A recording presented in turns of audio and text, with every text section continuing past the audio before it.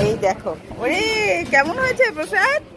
দেখো কিরে কেমন খাচ্ছিস?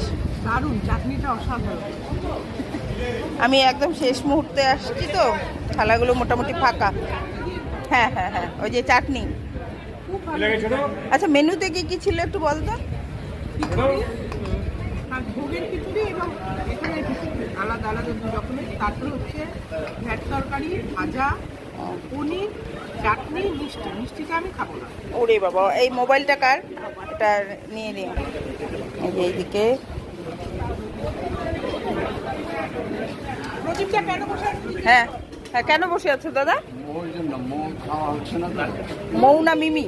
মিমি, মিমির জন্য। আচ্ছা ওমা, কেমন হয়েছে? কেমন হয়েছে? তুহিন দাদা তো তোমাকে খেতে বললো, খাও। এই যে আমাদের অস্কার বাবাজি, নাও।